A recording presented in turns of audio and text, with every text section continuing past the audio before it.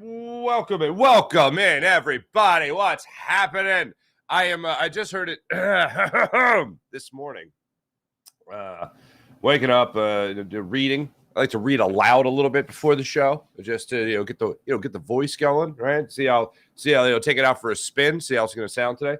And my daughter got the stomach bug. Little Toots got the stomach bug, so she was up late 2 nights ago, not last night, but the night before. She was up with us. And now I think I'm getting a little under the weather here as well. So my apologies if my voice is a little scratchy today. We're going to talk about Jonathan Gannon and Eagles fans today. We talked about Jonathan Gannon a little bit yesterday during the program in terms of what kind of credit would you give this guy for the season that this Eagles defense has had. And Jonathan Gannon, JG, had some interesting things to say about Philadelphia and his experience as a coach with the Minnesota Vikings, coming in here to Philadelphia for that 2017, technically 2018 NFC Championship game where the Eagles routed his Minnesota Vikings. And Gannon spoke beautifully about Philadelphia Eagles fans. And if I was to read the quote to people that Jonathan Gannon, and without telling you it was Jonathan Gannon, they'd be like, yeah, that's right, that's awesome. And then if I was to rattle off some stats about the Philadelphia Eagles and what they did this year and their defense, I'm sure a lot of you, yeah, that's awesome, that's our defense. But it's the way it's looked. It's how Jonathan Gannon has started out. I'm not looking for people to fall in love with Jonathan Gannon. I might use the term, why isn't he beloved? Why isn't he beloved here in Philadelphia? And I think I've boiled it down to a couple of different things as to why he is not beloved here in Philadelphia, despite the success, especially this season. And last year, let's not forget, we might look at it as a complete botched season. They made the playoffs. He had never been a defensive coordinator before. Top 10 in top 10 in yards per game, top 10 in points per game. So he had himself a nice rookie year as a defensive coordinator in the NFL, statistically speaking. Sacks weren't there. Nope, they were not there. Takeaways, certainly not there. But this year, very much there and prominent, some might say. So we'll get into that conversation. My old friend John Barchard joins the program today from Bell and the Birdman podcast. He'll talk all things Eagles with me, and we'll have some fun in that regard. Also, Joel, Process Embiid, expected to be on the floor tonight for a 7:30 start time. Yesterday, I had said it was a 4:30 start time, and I questioned. I was like, that doesn't make sense.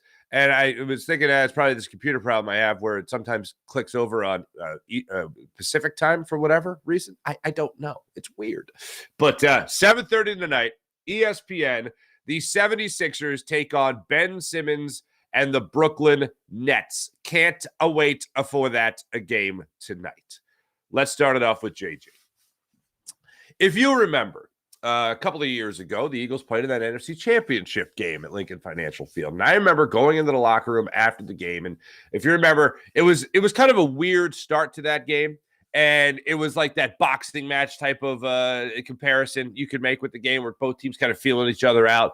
And then Patrick Robinson intercepts Kirk Cousins and Case Keenum and takes it to the house. And the link explodes. And I remember talking to Malcolm Jenkins after that game, and he said that it was the loudest he had ever heard Lincoln Financial Field. And the Eagles then went on the route of routes on their way to the Super Bowl.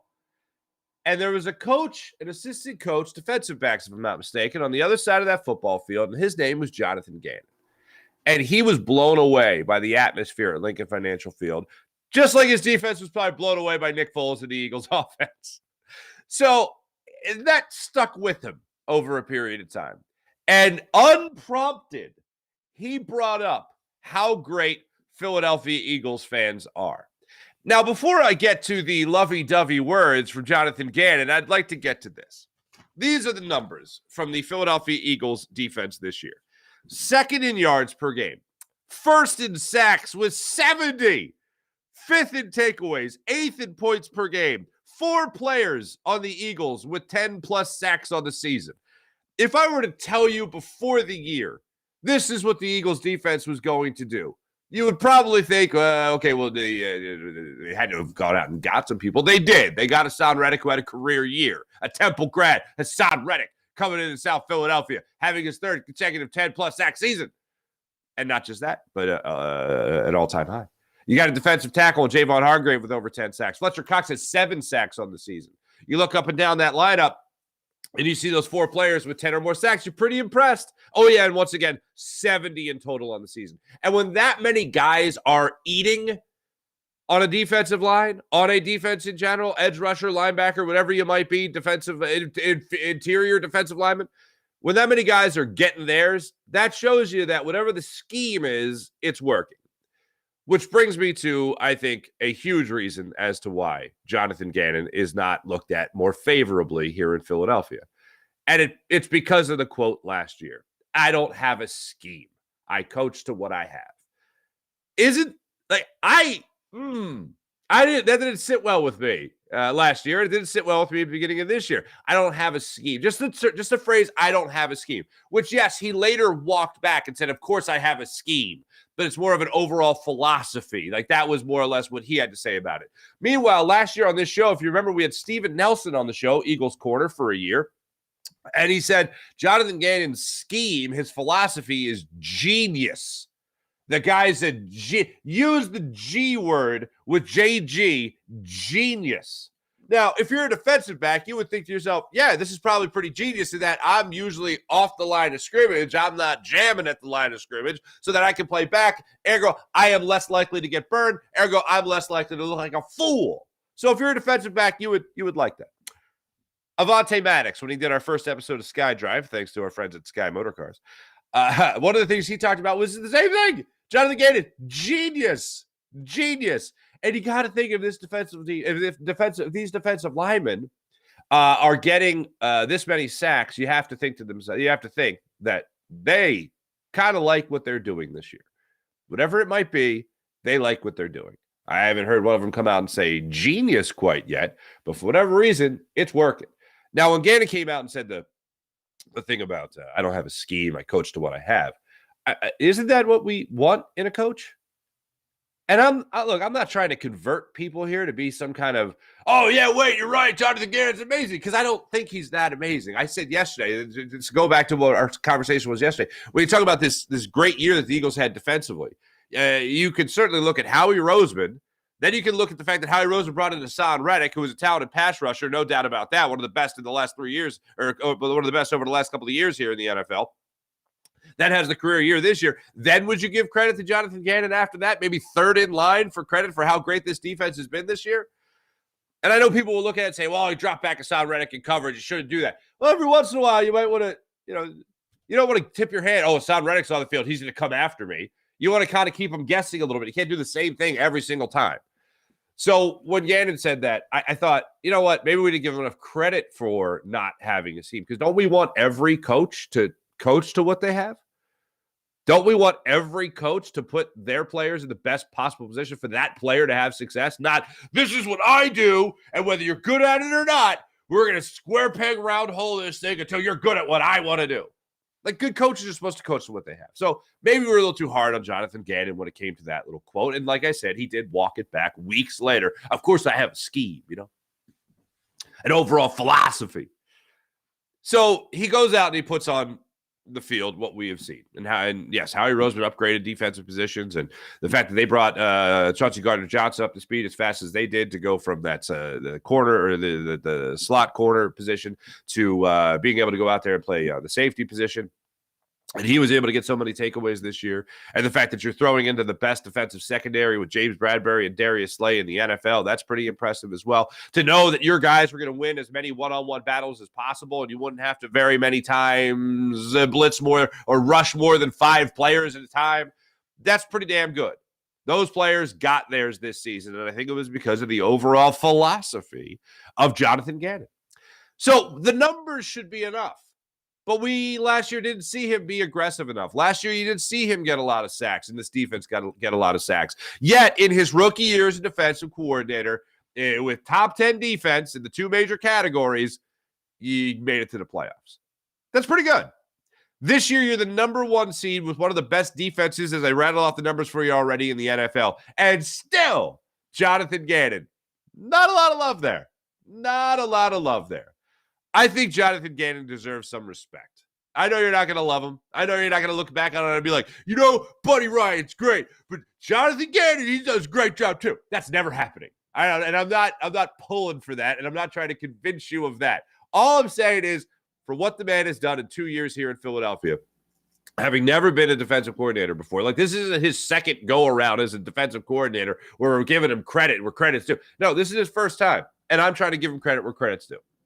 So with all the numbers and everything we've seen this year, the number 1 seed, that defense being great throughout the entire year, I think when we look at Jonathan Gannon and when he's not here, yes, Vic Fangio might be here. That might be an upgrade with the Eagles in heavy pursuit. If Gannon gets hired away from the Eagles be heavy pursuit of Vic Fangio.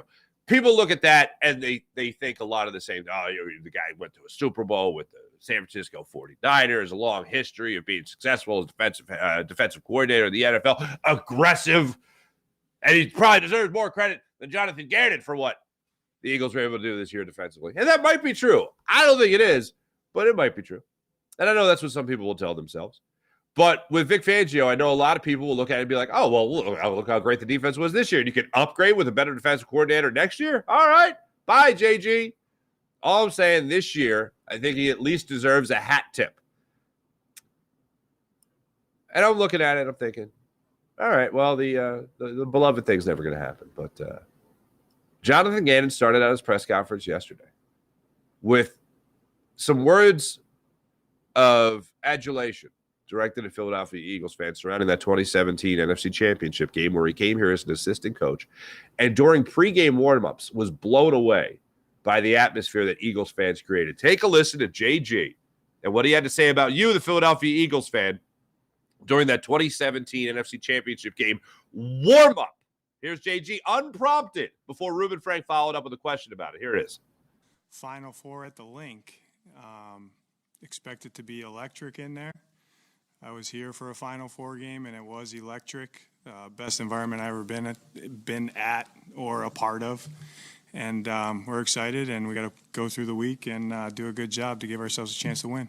Was that something you felt like affected the game? I did. I really did. In warm-ups, a guy that I was, coaching, he looked at me with a look in his eye like, whoa, Harrison Smith. And I said, whoa, back. Like, you could feel the energy, and it's awesome. I mean, this is one of the best atmospheres that you're going to get in the National Football League. And obviously, being the championship game, it'll be heightened. But, I thought the energy in the building was just phenomenal, before kickoff, as the game got going. And, it's a tough place to play. It's a big advantage for us. Yeah. Wow. Huh. One of the things I said a lot about that 2017 team was I loved how much the fans took over other stadiums. I loved how much coaches had a game plan for that Eagles team. We talked about Sean McVay saying it in Los Angeles that they were preparing the silent count. They were practicing silent count more than usual because they knew Eagles fans were coming to Los Angeles to take over the Coliseum. I remember Eli Manning coming out talking about how his offensive lineman couldn't hear him in his own building in a deep red zone situation. They couldn't hear the snap count. Caused a false start, by the way, on the Giants because too many Eagles fans were at MetLife Stadium causing a ruckus. You got a game plan for the Eagles. You got a game plan for the Eagles fans on top of it. And Jonathan Gannon comes out and says, oh, yeah, it affected the game. Did it affect how you things in the game? Oh, yeah. Oh, yeah, it did. And Harrison Smith, 6-time Pro Bowler, 1-time All-Pro Harrison Smith is looking around. He's been around, and he looks around and he's like, damn, they're coming to get you. It's not just facing those 11 guys across the field from us. It's those 70,000 in the stands in South Philadelphia as well. Okay, JG, I hear you. But wait, there's more. Jonathan Gannon also talked about how he thought in the previous week he had experienced a pretty good crowd, a pretty electric crowd And then he came to Lincoln Financial Field, and that's where he wanted to be. Believe it or not, that's what he says. He wanted to be. Once he heard it, he wanted to be a part of it. Take a listen to this. You know, you kind of think like that's an external factor that you kind of block out, but you know, in 16 and 17 in Minnesota, when that new facility got built, that new stadium got built, that was a really, you know, good atmosphere too. And that was the Minnesota Miracle, that game, to come here to play. And I was like, wow, I don't know if there'll ever be a stadium more electric than that I've been a part of after Diggs, you know, has a walk-off. And when we were here in warm-ups, that's what it was. It was like, when we were here in warm-ups, it was like, whoa, this is like as electric. It's more electric than that place was. So it, and I always say, I joke about it with Mr. Lurie and Howie. I said, I've always wanted to be a part of a Philly team to play in playoff games at that stadium, because that's how it stood out in my mind. He wanted to be a part of it, ladies and gentlemen. He wanted to be a part of you in South Philadelphia. Credit where credit's due. I give credit to Jonathan Gannon for heading up one of the best defenses in his second year as defensive coordinator, one of the best defenses in the NFL. And you want sacks? He's got a lot of them. Just tipping my cap, credit where credit's due. By the way, this just coming across moments ago from Adam Schefter. And when I say moments ago, I mean at 6:16 in the morning. So if you listen to this, for the people listening on the podcast later, 6:16 in the morning, Adam Schefter tweets out the following. Former Broncos head coach Vic Fangio is scheduled to interview today for the Miami Dolphins defensive coordinator job. What's so great about Miami? Who would want to be in Miami? Huh? Who would want? Anyway, he'd want to be a part of this Eagles team, right? December in Philly beats the hell out of, you know, every other month of the year in Miami. But whatever. So anyway, apparently the Miami Dolphins are interested. He's interested. He's going for the interview. So that's happening. Looks like the Eagles might have some competition for Vic Fangio. It would get a lot of people excited. I mean, I remember talking about Vic Fangio as a possible head coach here in Philadelphia before the Eagles hired Chip Kelly. People were talking about being a defensive head coach. The Eagles have not gone that direction since Ray Rhodes was here. All right, and that was a minute ago. Okay, but that's one of the guys that I know a lot of people were excited about possibly getting the job here because he would be a defensive head coach.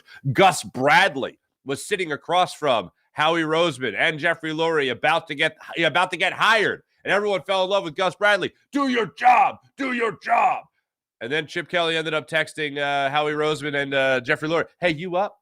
You still up? Hey, you up?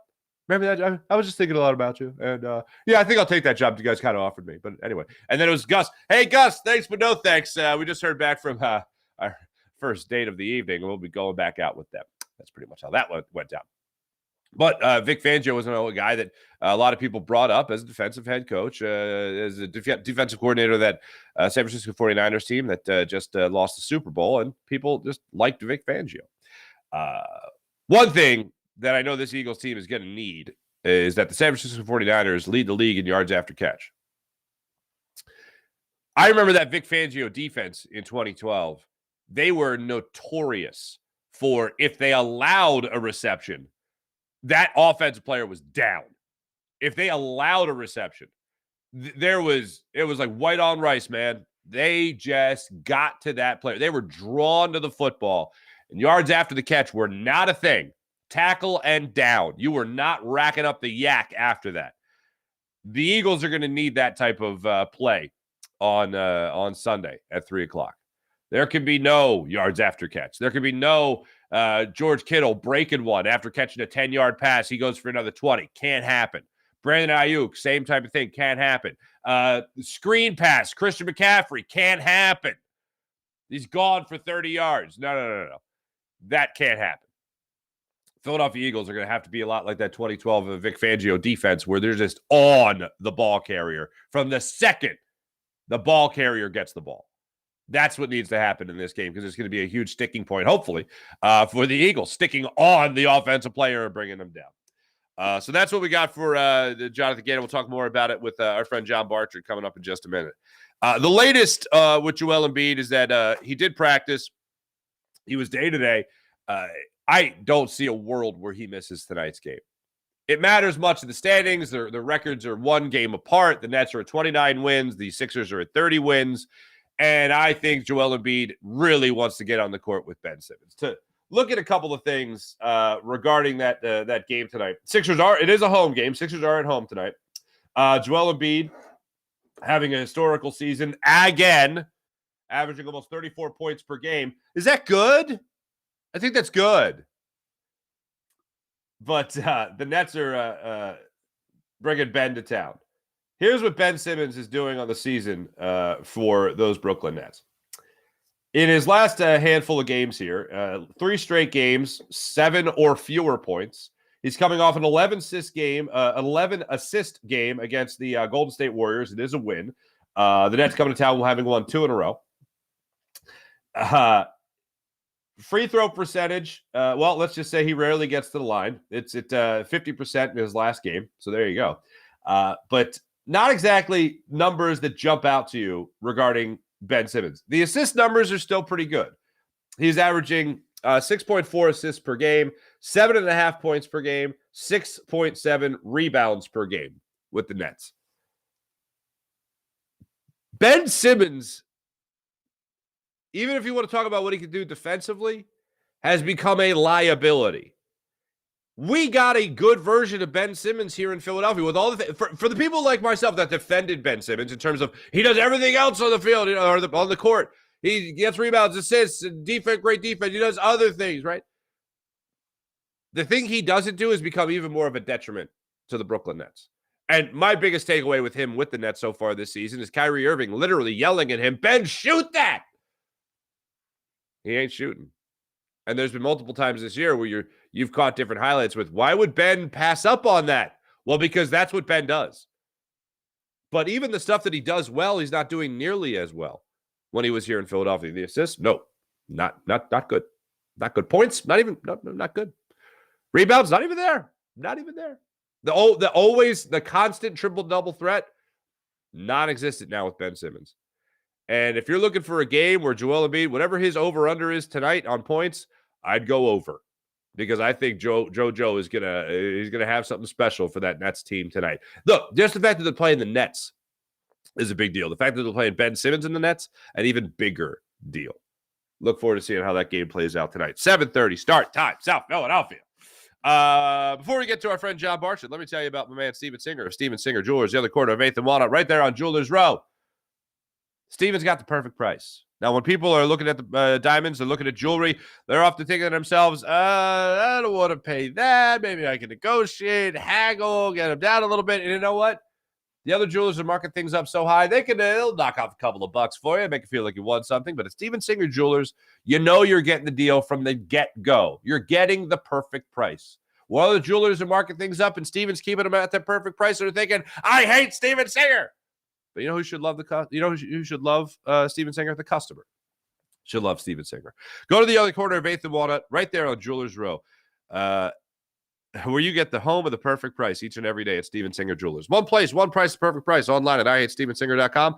Always fast and free shipping at IHateStevenSinger.com. Let's jump on the Roth Orthopedics guest line, talk to our man John Barchard about all things Eagles. And what is it with Midwesterners and food? Now Little Caesars with Nick Sirianni? What the hell's going on there? Here's John Barchard, ladies and gentlemen.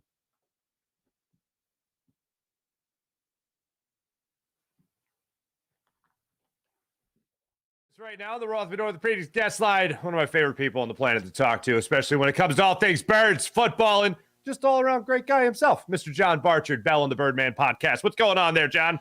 Oh, my gosh. Everything. Jalen Hurts is Michael Jordan. You might be the sexiest man alive. And, yes, this hat is corduroy. What's going on, buddy? I was going to ask you. You know me far too well. That is such a beautiful cap you have on there. Corduroy making a comeback. Am I wrong? You are not wrong. I was said on the podcast, I keep feeling it, and I feel weird. Just keep feeling my head all the time. But I feel good. I don't think we feel weird about the birds. You feeling weird about the birds? I feel weird in that I am so. I'm. You know what I am, John? I'm smitten. I am in deep smit when it comes to the Philadelphia Eagles. I love this team. I've loved their focus all season long. I thought they had a legit chance to go undefeated. I mean, I was just all swept up in it. And Jalen Hurts, I can't believe it. Like, I thought he would play like the MVP candidate that he was during the regular season. I thought he'd play like that against the Giants. And wow, he really didn't leave anything in the locker room. He left it all out there on the field in that game. Yeah, it's just I just thought it was funny, all this impending doom that started happening after, Gardner Minshew had a flopper against the Saints and probably should have beat Dallas. And you're going like, is this team even good anymore? And I was just sitting there laughing with my feet kicked up. I'm like, they got to win 1 out of 3. The Giants are playing nobody, and just everybody relax. You're going to be in the NFC Championship game, and that's what it felt like at the beginning of December to me, and now we're here. Like, thank God we're here, because I can't wait to, like, I just close my eyes and I go, Hassan Reddick chasing after Brock Purdy. It's just, and it's going to be so, going from, like, drinking twilight time to darkness at the end of this game, and I just see us all hanging out on Broad Street, don't you? Absolutely. We're going to be cheersing. We're going to be toasted just a couple of months after we did that for the Phillies making it to the World Series. How about that? Someone's going to finish the job here. Someone's going to finish the job. Someone's going to finish the job. I do blame the Phillies for sucking all the life out of the lead up to the playoffs, though. I mean, like, really poor job by everybody. Just, you know what? Stop being so selfish, Phillies. What the hell, man? Yes. Yeah, Doc, like, Embiid scoring 40. Yawn. Everybody's like, oh, like, wow, we need to wake up. So I'm thinking, thank God for the Eagles, as always. Yeah, but most definitely. Now, you open with it, so I want to focus on it for a second here. The Michael Jordan thing. We'll get to me being the sexiest man alive. I mean, you said it, I didn't. But the Delco Times. The Delco Times. If that exists. There you go. It was me. It was the guy with the real, I don't know. I don't want to go there because I'm going to end up insulting. Anyway, so, all right. So Nick Sirianni is doing his post-game press conference on Saturday night. And he starts with Iverson, which is already, by Philadelphia State, pretty top shelf. And he's like, Jalen Hurts, Jalen Hurts is? Jalen Hurts is like having Iverson. He's like having AI out there. Was he a shooting guard or a point guard? Shooting guard? Okay. Who's your point guard? Mo Cheeks. He's like, Mo Cheeks? He's like, Mo Cheeks. And we're all like, yeah. We're like, Allen Iverson. We're like, yeah, Mo Cheeks. And then a couple of questions later, Sal Powell goes in there. What's it like having him? And he's like, it's like Michael Jordan. And I feel like at that point, we're like, all right, whoa, hey, buddy. Why don't you chill for a second? But I mean, I think when it comes to highly emotional people, and we know Nick Sirianni watches his press conference, we listen to him coach, all that stuff. I feel like we expect that kind of thing from emotional people, and it doesn't carry as much of the same stank on it or emphasis because we know he's a top shelf type of guy. Yeah, it's well, first of all, he's Kobe. Right? I mean, like, he is not going to quit, and he's going to tell everybody, like, we haven't won a thing yet. Okay. That's basically what his speech was. And didn't you feel that? I don't know if you saw, like, the victory speech in the locker room afterwards, too. It's just like, yeah, we have a lot. We still haven't played our best ball. It's just like, wow. Still ahead of us. Yeah, our best game's still ahead of us. Him and Brandon Graham said in the message, yeah. Yeah, if Peyton Manning and Michael Jordan had a baby, boom, there's Jalen Hurts. Like, I think, like, he's like good friends with the Manning family. He seems like he is a film nut just like him, and he sticks out his tongue like Michael Jordan. So, like, I'm on board. Whatever you want to do, as long as it's MVP, as long as it's franchise quarterback, as long as you're apologizing for all your bad Russell Wilson takes, as long as you're sitting here saying, you know what, this guy can go win a Super Bowl now. I don't care what you call him, as long as you call him a eventual Super Bowl champion in about, I don't know, 3.5 weeks or whatever it is. I know Joe Burrow's pretty. I know he's extraordinarily good at playing quarterback. I know that Patrick Mahomes has the hardware to prove it, but I just can't get my head around, like, it's just, I don't think anybody can beat this team right now, and he's a big reason why. Would Joe Burrow be Monco times? Would he be Monco? Would he be that? No, I think he'd be Philadelphia Magazine. I'm sorry. Yeah, I think he'd be. But hey, for everybody that's interested in that, I mean, one of the sexiest lineups of all time if it's Joe Burrow and Jalen Hurts right next to one another. My goodness. That's what I need to hear the announcers talk about. By the way, these quarterbacks, they are sexy, are they not? What are we talking about? You can put on a. We're talking about sexy Michael Jordan, 60-yard throwing, feet stomping, going to kick your ass all over the grass, Jalen Hurts. There we go. Yeah. So let me just ask you this then. When it comes to Jalen Hurts, and he hears that comment, because that comment has made its way to his ears, the Michael Jordan thing. Do you think he's like, hell yeah, coach, thanks? Or is he like, coach, dude, all right, I love you, thank you, but let's just chill on that for just a second? Do you think he's more of that type of ilk, or do you think he's more of like, hell yeah, coach? I'm going to try, for the first time on your show, a Jalen Hurts impression. Is that okay? I'm gonna try. Okay, here we go. That's funny. Coach has a funny way of putting things, but I'm just me. I'm just Jalen. I'm just me. Wow. So if Coach thinks I'm Michael Jordan, that's fine. But my players trusted me. I know what I can do, and I don't put limitations on myself. I think that's what Jalen Hurts would say. That's really okay. So you mixed in a lot more of that, like Texas, and like everyone from Texas had sex with Charles Barkley, which might not be that far off. So I was aiming for the double 20 on the dartboard, and I just missed. I just went over the top of it. Okay, all right. No, I loved it. I loved every second of it. Remember? All right. Speaking, let's keep the conversation going about love, because that's what we're all about, right? That's what we're all about. Of course. Jonathan Gannon. What will it take? Because his words at the time we taped this, his words yesterday in his press conference about how this is an electric environment. When he came here after the Minneapolis Miracle, he thought that was the loudest and craziest a bunch of fans could be. But then he came to the link and he's like, oh my God, this is incredible. He's talking about players coming up to him saying how Philadelphia's just nuts when it comes to the atmosphere. Like, is it as simple as, okay, he leads the league in sacks, has an all-time record set for a franchise that had Reggie White, by the way, when it comes to sacks in the season here. He coaches this defense extremely well, top 10 last 2 years in terms of yards and points, which is great. Now this year up to the sacks, like I said. What will it take for Jonathan Gannon to be looked upon, other than winning a Super Bowl, as a beloved figure in Philadelphia? Because those words, I thought might catch some people's attention at least. Well, here's the thing. I don't know. I'm going to let you and whoever's listening and watching kind of determine which way they want to go with this information.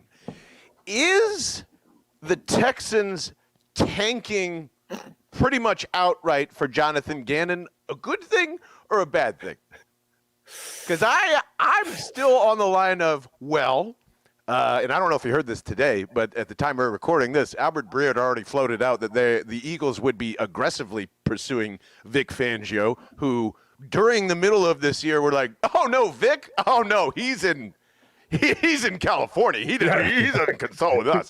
So if you would allow me, I would like to place a tinfoil hat on top of your head and possibly mine. I thought I was going to get a Vic Fangio impression for a second. I think Howie Roseman is trying to shadow ban Jonathan Gannon and maybe Shane Steichen, because if you think back to 2017, they were clearly trying to find a job for Jim Schwartz, right? And that you couldn't really get him out of there. And then you found out later that Doug Peterson was like really holding on to his offensive coaches, and clearly they wanted somebody like Joe Brady or like somebody with different ideas working with Doug, and they're like, okay, Doug's got to go. So I just feel like when we all, and this is hard to remember too. I don't know if you remember this. Do you remember John DeFilippo? You remember that whole thing? Yeah. The quarterback's coach. The offensive coordinator with the Vikings, I believe he went to. Yep. After that, and then I think he's in the USFL as a head coach right now. I don't know where he ended up, but we all believed during the time that he was actually the brains behind Doug for a long time. And Frank Reich's name never came up. It was like hush, hush. You know who really I believe is the offensive and defensive brains right now? Jeff Stoutland, Nick Sirianni on the offensive side of the ball, and I really believe that Vic Fangio has been developing their defense underground for a very long time, because why would you aggressively need him as a defensive coordinator? And secondly, keep your eyes on the name Marcus Brady, because Marcus Brady was hired right at the time, and he was the offensive coordinator for the Colts last year. He was hired literally at the time we're going, what's going on with the passing game offense, and why does it stink? And Shane Steichen's currently in charge of that, and when he got hired, it suddenly got better. So I believe that Gannon and Shane Steichen are guys that they want to get out of here and internally bring in Brian Johnson, who's the quarterback coach, or an offensive guru, and just replace the defense with veteran talent like Vic Fangio, who you can just go ahead, because historically, I don't think Howie Roseman's cared about defense at all or being on that side of the ball. They're all strictly like an offensive deal. And like, here's Jim Schwartz and have all the power and stuff like that. So a long answer would be, I don't think ever, because Howie Roseman's basically telling him he doesn't want him here either. So no, but along those same lines, which I find interesting, is that for as great a season as the Eagles defense had, and I mean the sack total is what jumps out at everybody, of course, as an Eagles fan. It seems, in terms of the coordinator, wildly not only replaceable, but you can make the upgrade with Vic Fangio being here, not just an underground consultant, but the guy that's literally labeled the defensive coordinator of this team. Yeah, I'm way on board for Vic being here next year, and I would say, like, yeah, I mean, this is kind of the part where it goes, it's who's touched Sean McVay, and this is kind of like, well, who's touched Vic Fangio and who's kind of I mean, it's his defense. He's the architect of this whole thing, and they've been talking to him. So I don't think we'll ever go, Jonathan Gannon's amazing. He's, for whatever reason, I don't know if it's just because he's not aggressive enough, and it's just not how football is played now, but like, I don't know. To me, he kept this team in a lot of games where he allowed Jalen Hurts to bail out, stuff early on. So I think he's done a phenomenal job.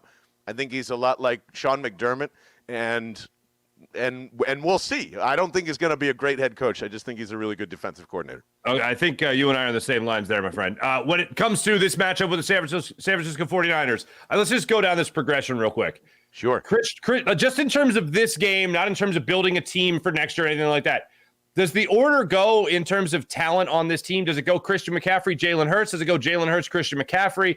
What do we look at as far as talent on this game? Who will be the most talented player on the field come Sunday afternoon?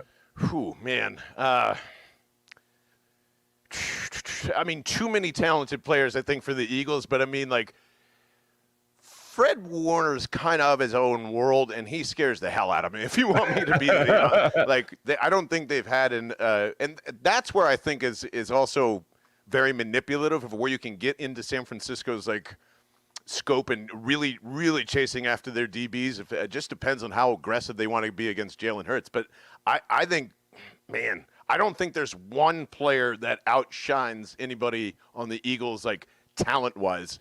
I think they go toe for toe on each side of the line. I think we just praised Jonathan Gannon, didn't we? Oh my goodness! I would switch for Mufasa in a heartbeat. I think he's the real defensive genius that isn't getting talked about right now. So here's the thing, like the coaching, the experience, all scares the crap out of me. And it should for you too, for the exact reasons I'm, kind of hyping down the offensive coordinator, defensive coordinator. But like, I can't imagine Brock Purdy winning. I can't imagine Kyle Shanahan not being a total wuss and punting from the Eagles 35, or like settling for field goals. And analytically, these teams are just so different from one another. Like, the Eagles lead the league in fourth downs, 70% to like San Francisco is probably at the near bottom of the list. But I don't know if you know this thing. You know the thing that goes around during football games called the surrender index, which basically tells you how big of a wuss you are. Like they are top. They are one of the most conservative teams of all time, and that's because of the running system. And you mentioned McCaffrey, and yeah, like if your plan is to run against the Eagles. Good luck catching up, like I want to feel threatened, but I haven't, and I haven't for a month, to be honest. John, the Eagles are going to the Super Bowl, aren't they? They are going to the Super Bowl. Yeah. I feel it's weird. Like I thought they'd beat the Giants. I don't know what your expectation was in that game, but I thought it would be a close game in terms of backdoor cover. I didn't think the Eagles would just blow them out of the water. You know what I'm saying? But boy, did they do that. I am much more confident against the San Francisco 49ers team than I was against the New York Giants. I think the Eagles are going to dominate this game. What is wrong with everybody? I don't know. It's, because I just feel like, and trust me, as a person that has had to watch way too much Iowa State football, I can tell you that Brock Purdy. That's right, I forgot. It's just not that good. Like he has thrown multiple, and even so, we're killing Dak Prescott, rightfully so. But I mean, man, that could have been the other way around very quickly. 3 or 4 hospital balls that were near Diggs or whatever it was. I can't believe the Cowboys didn't come down with the interceptions. That's why they stink. But you can't do that against this team. You can't do that against C.J. Gardner. Are you kidding me? Like, you cannot. I'll even throw in Reed Blankenship at this point. He's been playing so good. Marcus Epps and the 2 best corners in the league. I think the secondary is actually like what really makes me kind of say yes Super Bowl, because I don't see that matching up at all. That's one of the worst matchups I think in for both teams here. It's been the X factor really throughout, because when you think about the teams that they faced this year, especially let's just look ahead now to the San Francisco 49ers, you look at the other side of the ball and you see Nick Bosa. Okay, you see 1-2 in sacks when it comes to Hassan Reddick and Nick Bosa, and you go, okay, wow, that's you get after the quarterback. But then you think about Brock Purdy throwing into this secondary, and you're thinking, yeah, good luck, son. And this is not going to be your day. This is not going to be your day. And I know the famous phrase, and I've used this before as well, the clock's got to strike midnight at some point. I think that defensive line of the Philadelphia Eagles, and then add Bradbury, add Darius Slay. You mentioned Blankenship. You mentioned C.D. Deuce. Throw into that secondary. Good luck, son. Good luck. Yeah. I can't think of one game plan that involves him throwing under 20 passes, 25. I mean, you're really going to have to pull something. So that's the only thing that concerns me is just probably the first half of maybe being too cute and trying to figure each other out. You don't want to get into that battle with Kyle Shanahan, because I think smart football guys do this all the time. He's notorious with doing it with Sean McVay. It's one of the reasons why I believe Doug Peterson will always beat these guys, is just because they don't exploit the weakness. They just stay in their system. And if you can just exploit Brock Purdy never beating you, I think that's all you have to do. Yeah, but what about that Iowa State game in 2019 where he took on the Oklahoma Sooners and that guy Jalen Hurts, and it was a battle to the end that the Sooners ended up winning. But you got thoughts on that game? They came back, they rallied in that one. That Brock Purdy fella did. Yeah, sure did. And if we were still at Oklahoma and Iowa State, and we were Oklahoma fans, and that was Iowa State, we'd probably be relevant. But I mean. It's not like Brock Purdy isn't a good quarterback. He is. I would be silly to diminish what he's done based on all the conversations we've heard here in Philadelphia. I respect all the things he's done. He's not as good as Jalen Hurts. He might have been equal to Jalen Hurts in 2019, I guess, but a lot of time has passed since then. So let me ask you this. Speaking of those Iowa people, okay, just for a second, all right? Yeah. Now you have the Nick Sirianni character. He's from like Ohio, right? He's like from Middle America, right? Ohio. Some of them consider themselves East Coast. Most do not. Yeah, that's ridiculous. Ohio's Midwest. Don't everybody tell you otherwise. Yeah. Thank you very much for that. I'll have to have this fight with my in-laws. So when it comes to the Pizza Hut and the Little Caesars, is this what I mean? Is this what those people are just accustomed to because they're not used to the fine pizza pies and the fine cuisine that we provide here in the Northeast corridor of the United States? What the hell's going on there? There's only one pizza place in the Midwest, and it's called Chicago.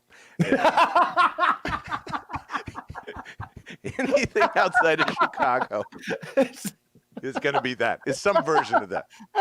Like. So here's I'll just run through all of them because it's just pockets of chains. So if you're in Indiana, you know what you're getting. It is Papa John's, unfortunately, and still to this day, Papa John's, because that's where it was created and it just flooded the market, and that's what they think pizza is out there. Okay. Now, I'm sure in Ohio, that's a huge Pizza Hut town, or it used to be back in the day.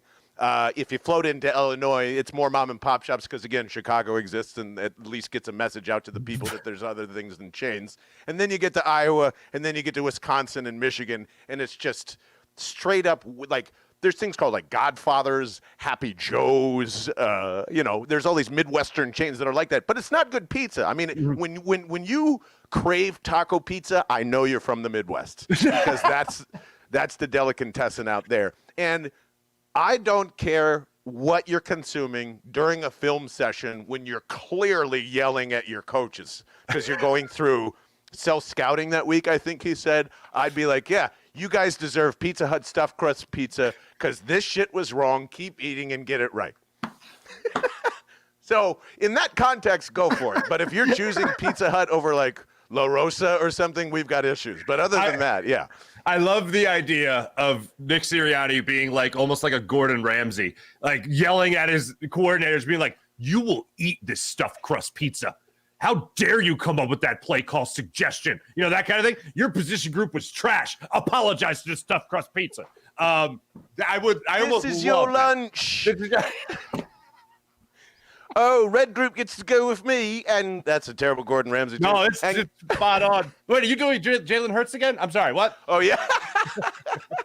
Is Frank Caliendo on the phone right now? Oh, this is amazing. Yeah. This is great. For the people on the podcast, this is actually Frank Caliendo. He started by doing a John Barchard impression and then broke off.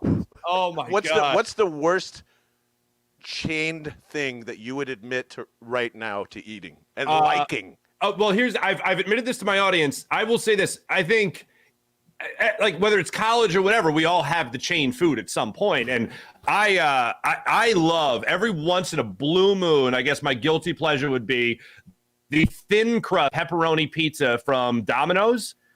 Because I think it's just because they make the pepperoni so damn crispy. And you could get the extra pepperoni so you don't even see the cheese. And plus I can eat the whole thing and be like, it's thin crust. It was like one slice, whatever. But that would probably be my go-to guilty pleasure from the chains. How about you? First of all, yeah, it's actually the deep dish from Domino's that I think is, or their pan style pizza is. Yeah. With the pretty good. Yeah, the burnt cheese on the. We're a couple of fat bastards. Jesus. Oh my God! Yes, yeah. It's either that or just like the famine craving after you know this 12 hours of just working the day. I'm doing wires. God knows what else. Give me 2 quarter-pounder cheeseburgers from McDonald's and I'll eat them in front of you. No problem. Oh damn! Oh, that is. Yeah, I mean, It's disgusting, and I crave it. Yeah. Yeah, that's fine. And me too. And now, like, Lil Toots is 3 years old now, so she now is old enough to ask for chicken nuggets. Like, she wants chicken nuggets, and then I'm like, well, damn, if we're going by, it's rude not to get a quarter pounder. Yes, 2C with bacon and a Dr. Pepper. Damn it! Like, I don't want to be rude. Yes, They want all that work. It's large. Damn it! Oh my God. So I hat tip to Nick Sirianni for just. I didn't even know there was a Pizza Hut in Philadelphia near Novacare. Did they order on Aramingo? Is the only Pizza Hut that I'm aware of. So. Oh my God! I don't know if they deliver anymore. I think all Pizza Huts are pickup. Did they have an intern go pick up Pizza Hut? I want to know. I want to know the offensive quality control coach that has it on Grubhub and had it delivered to the Novacare complex. That's what I want to know. It was probably Dom, their security guard. Probably was. Pizza Hut. I got you, Coach. He want to turn it down. They know me. They know me there. John, last thing for you. It's the time we tape this. It's Tuesday. So what is your way too early prediction for this weekend's matchup, Championship Sunday, Eagles 49ers? I think there's a safety, and I'm going to say the Eagles get it. So let's go 32-16 Birds. Oh, my goodness gracious. Next time I see you better bring that corduroy hat. Oh, buddy. Yeah, trust me. I've felt great about this season. I actually remembered being on here last December and saying Jalen Hurts would go lead this team to a Super Bowl right before. I didn't know A.J. Brown was getting traded this year, but here we are. We're going to see it in frickin' 4 or 5 days, everybody, and it's going to be amazing. Here we are. John Bart, what do you guys have coming up on Bell and the Birdmen podcast? So we just actually fresh episode just dropped as we were recording this. So fantastic news for you. Oh, am I on? Yeah, come on. And we are going to be live streaming right at 3:00 as we always do for home games, except there's a lot on the line here. So we're actually going to be at my co-host's apartment, Vince Quinn, along with Taylor Credatis, so we can run to Broad Street and hopefully do a post-game show with you on Broad Street. Whoever wants to come and join in and just let's go crazy. So Farzy, if you're feeling itchy, come to Broad Street with us. We'll have some fun. Sounds like a plan, my friend. Sounds like a plan. John Barchard, always great catching up with you, and Frank Caliendo as well. John, thanks so much, man. Appreciate it. Appreciate it, man. Have a good one, pal. You as well. The great John Barchard from Bell and the Birdman podcast joining us right here on the Ruffman Orthopedics guest line. One of the things John and I are rivals about is he still doesn't believe me that I've made it back from Pittsburgh, toll to toll, Pittsburgh toll to like KOP toll. That I've made that drive in 3.5 hours. Actually, 3 hours and 29 minutes. Now, I will tell you, for those who haven't heard me talk about this before, it was after a Sunday night football game, so I'm driving through the middle of the night, through the state, and I've made it toll to toll in 3.5 hours. I have taken screen grabs of my GPS, my Google Maps, and sent it to John. He's like, I still don't believe it. And I'm like, no, look, here's the screenshot at this time next to the stadium, and then the screenshot at me at the toll. And he's like, no, I don't believe it, because he used to make that drive a lot. So anyway, the reason I bring this up, and it's happened. All right, that's how I make that drive. Excuse me. When I tell him this and he doesn't believe me, the reason I bring it up is because I feel like he and I could make that drive and not, like, I don't even think we'd listen to music. I think we would just talk the entire way. I think we'd be a couple of chatty Cathys and we'd be chatting it up the whole time from toll to toll for 3.5 hours. We enjoy hearing ourselves speak. That's for sure. We crack each other up. It's always great to have him on the show and talk all things birds. Have ourselves a good time. And the man had a corduroy hat, ladies and gentlemen.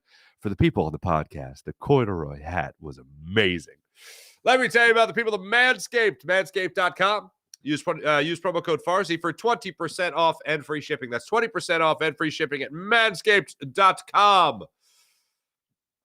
You'll enjoy their Platinum Package 4.0, which is their best hygiene bundle yet. It includes their lawnmower trimmer, their weed whacker ear and nose hair trimmer, and they both come with skin-safe technology that helps you reduce the risk of nicks so you can manscape with confidence and comfort. So head over to manscaped.com. Use promo code Farzy for 20% off and free shipping at manscaped.com. How about Freestone Farm CBD? FreestoneFarmCBD.com. You'll enjoy their tropical tasting Bayox that clocks in at a chart-topping 24.1%, and Super CBD, which is half Hindu, Kush, and 21%. Genetics of these guys are off the charts, and they grow all their premium hemp flower in the Garden State. So if you like CBD, if you want to switch up the CBD, you want to give the CBD a try, go to Freestone Farm CBD. Use promo code Farzy for 20% off your order. That's Freestone Farm CBD, FreestoneFarmCBD.com. How about PHL Sports Nation, Philadelphia Sports Nation, enhancing your Philadelphia sports fan experience across all social media and blogs. That's PHLSportsNation.com. Let's get into the check. See how you wonderful people are doing today. Kevin, what's going on? Clay, what's going on? Random, what's going on? Mally, Mihai, what's up, Mihai? What's going on? Just like the Phillies, the Eagles had to get past a division rival in the second round, led by a coach named Brian. What? Then a California-based team in the Final Four round. Coincidence? I think not. And how about good old Philly Rob Thompson, reaching out to Nick Sirianni just to wish him luck and all that. That's pretty great. Random Anton. Okay, this has nothing to do with Jonathan Gannon. I give more credit to the fresh rotation and talent, to be honest. It's the same defense as last year, only better players. Just different defensive philosophy that I don't like. See, Random, I'll say this. I feel like, and I've heard when I've talked about this with Seth Joyner as well, Gannon is running more games than he ran last year.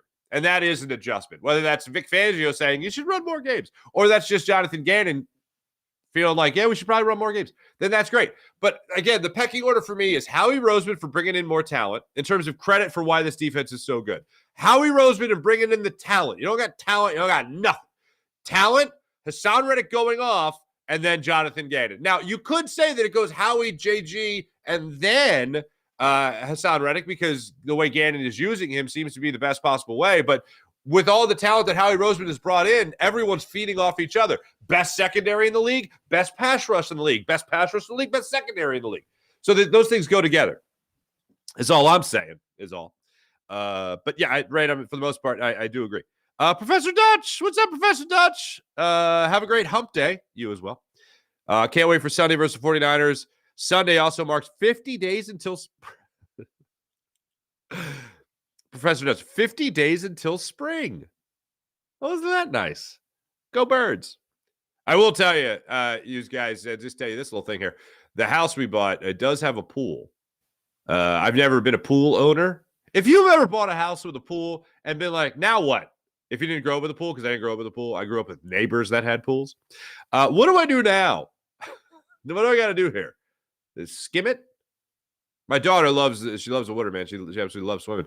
So I got to make sure it's a nice pool. I got to make sure it's like all clean and stuff. But yeah, I have no idea what I'm doing. So a little help your boy out. If you bought a house with a pool, didn't have a pool, well, like what was your rude awakening? Like, oh, I got to do that? Oh, you have to put water in it? No way. But yeah, so anyway, with spring being 50 days away, that just means like, warmer weather is around the corner. And if there's warmer weather with this pool, oh man, I'm gonna be swimming. Might have to do a couple of shows from I'm gonna get a big obnoxious floaty. I don't know, a unicorn, maybe, I don't know, maybe a dragon. I don't know. Definitely the alligator, some floating palm trees. Yeah, that's gonna be that's what I'll do. Do a couple shows from there in the wee hours of the morning. Professor Dutch, Random Anton, what's going on? Oh, my man, Pots and Pans. PJ's jumping in there saying, how many more days till pitchers and catchers? PJ's a baseball first, man. Mally, what's going on? Clay, 23 days, February 16th. There you go. No, it's yeah. I thought it was earlier. There you go. February 13th, pitchers and catchers. Can't wait that long. I'm going to Florida. There you go, PJ. Wow, Clay, that's a big compliment. Jonathan Gannon looks like a 20-something. Random, totally agree. His style, Jonathan Gannon's style, is more passive than I like. It relies on the front four to get pressure too much. I just like more variety in the way we bring pressure, but I realize Gannon is afraid to get beat deep. You might call that bend, but don't break. But I agree that you would like to see a little bit more creative ways to get pressure. I feel like the games are the way he has been more creative than last year. And here's the thing, like, Random, I agree with you in the way you watch Jonathan Gannon, or what you see when you watch Jonathan Gannon's defense. But when you talk about 70 sacks and the next best team in the NFL is 55, he's doing something right? Like, I agree it's not like what we grew up watching, I guess, but it's working. And if it's working the way it's working, then I definitely think you look at Howie Roseman for more credit as to why the defense is better. I think Jonathan Gannon's biggest change is running the games this year. But there are definitely times last year where you watch, and again, when you talk about games, you talk about TEs, you talk about ETs, the end looping around the tackle looping around the end, and that's how you're getting pressure. And that's one of the reasons I think they've been more successful this year, other than the big influx of talent. What else we got? Hey, it does. Dan Schwartz, what's up? It does look like a green screen, doesn't it? But it's not. It's can you hear that? Oh wait, it's a little crooked. There we go. That's not being held on by a lot, by the way. That's like being held on by nothing. But yeah, I'm gonna build the new studio when I get. Let's see, we got to get radon remediation. If my eyes start glowing, you'll know why. There's like 1% asbestos in some of the tiles.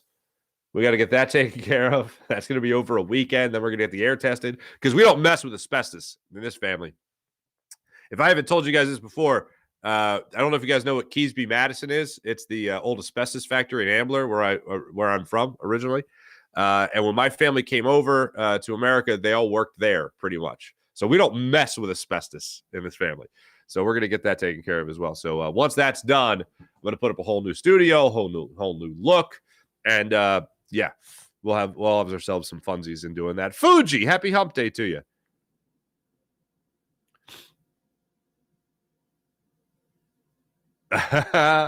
Clay says, I said it months ago, the sports gods are not going to give Philly 2 championship teams in the same year. Armageddon would start. Bring it on. As long as we still get the parade.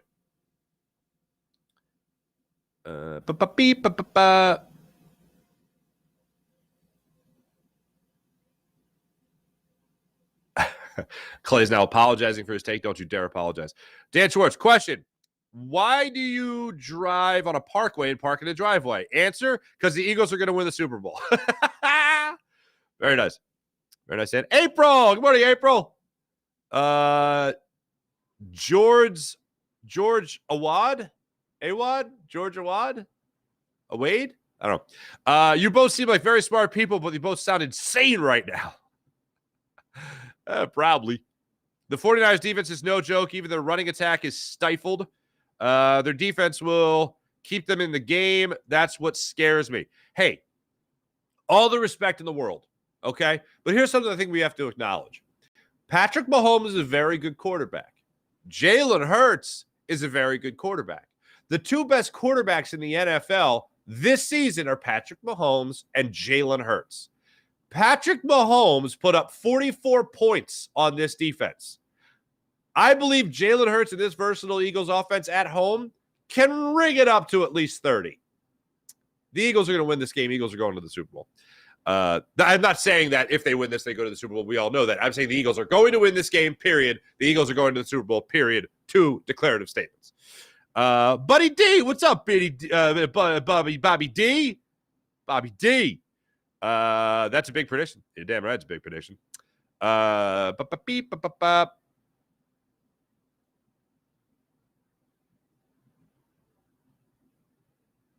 Oh, April, that's your pool advice? Pay someone to come out and clean it real good at the beginning of the season, then just keep it up after that. That's probably what I'm gonna do. I did call my cousin-in-law because they bought a house with a pool, and he's the one that takes care of it. Andy, what's up, brother? And I was like, hey, man, do you regret buying a house with a pool? He's like, no, it's awesome. He's like, and he didn't grow up with a pool either. So that's the advice. April, a pizza slice flotation, duh. I do have to get the pizza slice flotation, don't I? There's got to be a way I could build an in-water pool or an in-water bar, right? There's got to be a way I could do that. Get a couple of bar stools, attach some dumbbells to them. Have them anchored down there at the bottom. Oh, yeah. Oh, I'm going to get so gaudy. Oh, guys. There's like, you might come over and say, that's a little tacky. Yeah, that's what I was going for. Anyway, thanks everybody in the chat. You guys are great as per usual. Morning Rush, money by Sky Motorcars, skymotorcars.com. I believe what's today? Wednesday? I haven't gotten a media schedule yet from the Eagles. I probably did. I just didn't see it because I'm an idiot. But I believe that Jalen Hurts character speaks to the media today. I am curious to see what he has to say about Wednesday. Yes. Jalen Hurts talks to Nick Sirianni talks at 12:30. Jalen Hurts at 12:50. And then the locker room opens. Okay. So what I'm looking forward to today is hearing what Jalen Hurts has to say about being called Michael Jordan. That's what I look forward to hearing today.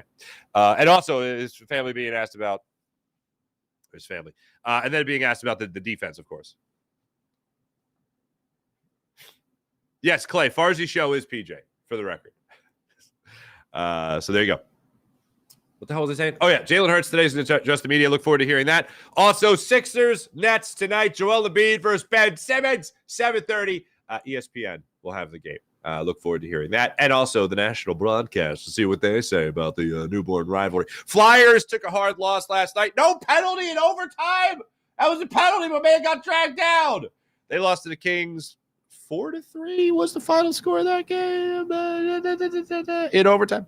Yes, 4-3 in overtime. Carter Hart came up with, he had an incredible game last night. But unfortunately, it was on the losing end of things in overtime against the Kings. I want to say he had 34 saves in the game last night, and I want to say that because he did have 34 saves in the game last night. Thanks for watching. Thanks for listening. My name is Mark Farzy. This is the Farzy Show, presented by Steven Singer of Steven Singer Jewelers. Jim Hyden produced the program, did a wonderful job as per usual. This is a Buzz Sports Entertainment production. Have a wonderful rest of your day, everybody. Let's go Sixers. Take it to them Nets tonight. See you guys.